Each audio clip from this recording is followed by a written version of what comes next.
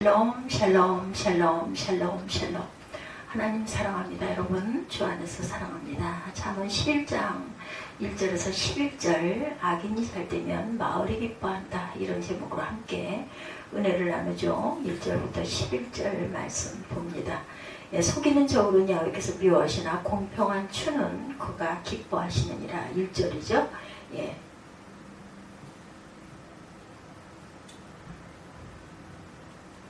교만이 오면 욕도 오거니와 겸손한 자에게는 지혜가 있느니라, 이렇게 말씀하세요.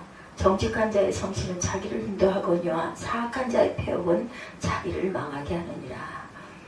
4절 말씀에도 재물은 진노하시는 날에 무익하나 공의는 죽음에서 건지느니라. 5절에도 보면 완전한 자의 공의는 자기 길을 곱게 하려니와 악한 자는 자기 악으로 말미암아 넘어진다. 6절에 보면 정직한 자의 공의는 자기를 건지려니와 사악한 자는 자기의 악에 잡히게 한다. 악인은 죽을 때 그 소망이 끊어지나니 불의의 소망이 없어지느니라.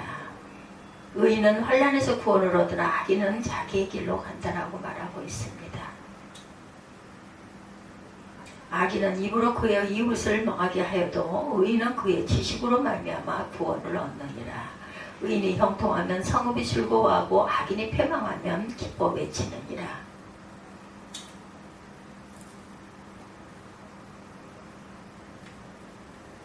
11절에도 성읍은 정직한 자의 축복으로 인한 진흥하고 악한 자의 입으로 말미암아 무너진다라고 말씀하죠. 앞에 단어들이 하나씩 끊어져 있어서, 속이는 저울은 주님께서 미워하셔도 정직한 저울추는 하나님께서 기뻐하십니다. 교만한 사람에게는 수치가 따르지만 겸손한 사람에게는 지혜가 따르죠. 정직한 사람은 성실하게 살아서 바른 길로 가지만 사기꾼은 속임수를 쓰다가 재퀴에 빠져서 멸망하죠. 재물은 진노의 날에 쓸모가 없지만 의리는 죽은 사람도 건져냅니다. 흠없는 사람은 그의 옳은 행실로 그가 사는 길을 곱게 하지만 악한 사람은 자신의 악 때문에 쓰러진다. 정직한 사람의 옳은 행실은 그를 구원하지만 반역하는 사람은 제 욕심에 걸려서 넘어집니다.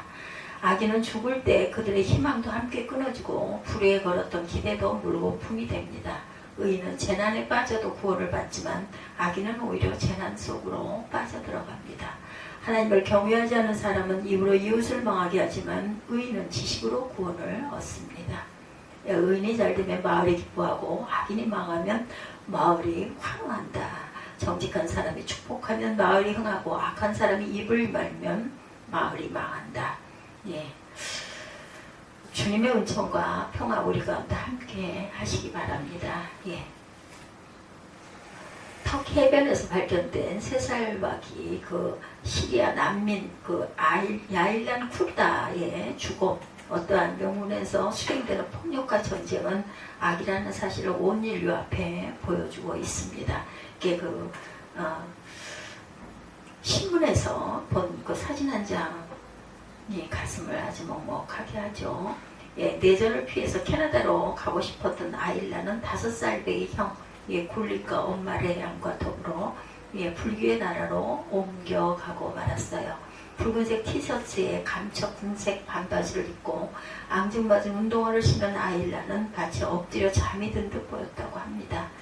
짧은 세상 여행길에 아일라는 너무 큰 고통을 맛보다가 그만 떠나고 맙니다. 지금 세상 도처에서 아일라의 운명을 맞이하고 있는 이들에게 하나님의 자비와 위로가 함께 하시기 바랍니다. 도대체 인간이란 무엇일까요? 거듭거듭 이런 질문을 던지지 않을 수가 없습니다. 내 인간은 이런 질문을 던지는 존재인 동시에 상황이 우리에게 던져진 질문에 책임적으로 대답해야 하는 존재이기도 하죠. 나는 왜 이렇게 죽어야만 했나요? 라는 아일란의 무언의 질문에 우리는 삶으로 응답해야 합니다. 오늘의 본문은 무엇이 하나님 보시기에 옳은 삶인지를 가르치고 있어요. 각절은 서로 상반되는 두 부류의 행동 혹은 사람을 제시하고 있죠. 속이는 저울과 공평한 저울주, 교만한 사람과 겸손한 사람, 성실한 사람과 사기꾼, 재물과 의리, 정직한 사람과 반역한 사람, 악인과 의인, 이렇게 대조가 되고 있습니다. 오늘 본문이 1절에서 11절까지 11장 말씀 잠언. 물론 세상을 이렇게 칼로 물을 자르듯 이분법적으로 나누는 것은 좀 문제가 있죠. 선과 악, 빛과 그림자가 뒤섞여 있는 것이 현실이기도 하기 때문입니다. 그럼에도 불구하고 히브리의 지혜자는 이런 분명한 구분을 통해서 우리가 지향해야 하는 삶의 길을 가리켜 보이고 있습니다. 누가 악인인가? 맨 처음에 속이는 저울과 정확한 저울추가 나온다는 사실이 조금은 낯설게 여겨지지만 그러나 사회 정의의 시연은 지혜자일 뿐만 아니라 예언자들의 메시지도 핵심이 되기도 합니다. 미가 선지자는 하나님께서 요구하시는 것은 재물이 아니라 공의를 실천하는 인자를 사랑하며 겸손히 내 하나님과 함께 행하는 것이다 라고 미가서 6장 8절에서 증거합니다. 공의를 무시하거나 무너뜨리면서 하나님을 믿는다고 말하는 것은 잘못되었다. 1절에 속이는 저울은 주님께서 미워하신다고 번역되어 있지만 사실 이 대목은 혐오하신다는 강한 의미를 내포하고 있습니다. 아가서의 표현을 빌어서 말하면 속이는 저울은 사람들 사이 신뢰의 토대를 허무는 여우로 증거되어 있죠. 히브리어의 지혜자는 자기 이익을 극대화하기 위해서 사람들을 속이는 이들을 당분간 이익을 얻어 기뻐할지 모르지만 결국 하나님의 혐오를 사서 사망하게 된다고 가르치죠. 3절에 그 부언 설명을 합니다. 정직한 사람은 성실하게 살아 바른 길로 가지만 사기꾼은 속임수를 쓰다가 제꾀에 빠져서 멸망합니다. 본문은 다양한 표현으로 변주되고 있긴 하나 간추리자면 결국 의인과 악인의 대조죠. 악인은 도덕적으로 혹은 법적으로 문제가 있는 존재를 뜻하는 말이지만 좀 더 근원적으로 살펴보면 그들은 자기 속에 갇힌 사람들이다 이렇게 말할 수 있죠. 자기 속에 갇힌 사람의 특색, 그들은 타자들이 고통을 모르거나 애써 외면하곤 합니다. 자아의 감옥에 갇힌 이들은 누군가 이웃이 되어준다는 것이 무엇인지를 알지 못해요. 오직 자기 이익의 확보에만 집중하기 때문이다. 4절에 재물은 진로의 날에 쓸모가 없지만 의리라는 죽은 사람도 의리는 건져낸다라고 말하죠. 의리는 페라카를 번역한 것인데 개역 성경에 이것을 공이라고 번역합니다. 이 말은 나눔을 통한 사회 정의의 뜻을 내포하고 있어요. 어려움에 처한 사람을 불쌍히 여기고 그를 돕기 위해서 애쓰는 마음이야말로 참 삶의 길이다. 그러나 자기 속에 갇힌 채 살아가는 사람들은 결국 자신의 악 때문에 쓰러지고 만다. 순리를 거스르며 사는 사람들은 제 욕심에 걸려 넘어지게 마련이다. 악에는 자기를 한사코 피하려고 하는 재난 속으로 빠져들어갑니다. 9절에 나오는 하나님을 경외하지 않는 사람은 무도한 사람 혹은 하나님을 저버린 사람이다.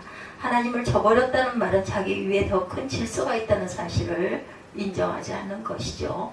그러니 그는 죄를 짓는 일을 꺼리지 않습니다. 하늘을 잃어버릴 때 사람은 육체가 되고 맙니다. 하늘을 잃어버린 사람들은 하나님의 마음을 아프게 해드릴 수밖에 없다. 창세기 기자는 노아 시대를 이런 말로 요약합니다. 주님께서는 사람의 죄악이 세상에 가득 차고 마음에 생각하는 모든 계획에 언제나 악한 것뿐임을 보시고 땅 위에 사람 지으셨음을 후회하시고 마음 아파하셨다고 창세기 6장 5, 6절입니다. 바울은 십자가의 원수로 살아가는 이들의 마지막을 멸망이라고 말하면서 그들은 배를 자기네의 하나님으로 삼고 자기네의 수치를 영광으로 삼고 땅의 것만을 생각한다고 빌립보서 3장 19절에 증거하죠. 배를 하나님으로 삼는다는 말은 자기 욕망의 절대 가치를 부여하고 산다는 뜻입니다. 하나님을 저버린 사람들은 다른 이들의 목적이 아닌 수단으로 대하죠. 자기 이익 확보를 위해서 다른 이를 속이는 일을 꺼리지 않습니다. 그러나 그들은 멸망의 날을 위해 예비된 재물일 뿐이다. 절망의 사슬을 끊어야 합니다. 그에 비해서 의인은 어떤 사람이라고요? 그는 자기가 빚지고 있음을 자각하는 사람입니다. 오늘 우리가 누리고 있는 모든 것이 하나님의 선물인 동시에 누군가의 사랑의 수고 덕분임을 자각할 때 삶은 돌연 환한 빛에 둘러싸이게 마련이다. 오늘 잠에서 깨어난 시간부터 지금에 이르도록 의식하든 의식하지 못하든 우리는 많은 이들의 도움을 받고 있습니다. 대가를 지불했기에 당연히 누릴 수 있는 권리가 아니냐고 생각하는 사람도 있겠지만 그 마음에는 감사가 없죠. 감사할 줄 모르는 사람의 마음에는 빛이 없습니다. 그렇기에 그의 곁에는 냉귀와 음습한 기운이 감돌죠. 그러나 의인은 언제나 사랑의 빚을 갚으려는 마음으로 살기 주위에 평화의 분위기를 만들어냅니다. 그렇게 살아가는 이들이 잘 되고 복을 누리고 그것을 공동체가 함께 기뻐하고 경축할 수 있는 사회가 건강한 사회입니다. 의인이 잘 되면 마을이 기뻐하고 악인이 망하면 마을이 환호한다. 정직한 사람이 축복하면 마을이 흥하고 악한 사람이 입을 열면 마을이 망한다고 10절과 11절에 증거하죠. 지금 우리의 사회는 어떠한가? 시편 기자가 탄식하듯이 주위에는 악인들이 우울거리고 비열한 자들이 사람들 사이에서 높임을 받고 있는 것은 아닌가? 시편 12편 8절이죠. 전체 사회가 그런 방향으로 나아가도록 하기 위해서는 하나님의 공의가 실현되는 작은 마을들이 많이 나타나야 합니다. 교회도 그런 마을 가운데 하나죠. 인자를 사랑하고 공의를 실천하고 겸손히 하나님과 동행하는 이들이 많아질 때 교회란 마을은 든든히 서갈 것입니다. 바르게 사는 이들이 절망의 사슬을 끊고 일어서야 합니다. 하나님을 경외하는 이들이 일어나 생명의 노래를 불러야 되겠죠. 다시는 아이란의 비극이 일어나지 않는 세상을 이루기 위해 땀 흘려 살아야 합니다. 평화와 생명 세상을 이루기 위해서 땀을 흘리지 않으면서 하나님 나라를 소망한다는 것은 신기루를 쫓는 것과 다를 바가 없습니다. 주님이 우리보다 앞서 그 길을 닦고 계시다는 것 잊지 마십시다. 눈물을 흘리며 씨를 뿌리는 자는 기쁨으로 거둘 것입니다. 이 믿음으로 이 절망의 땅에 희망의 빛을 싣는 저와 여러분이 되시기를 주님의 이름으로 축복합니다. 기도하시겠습니다.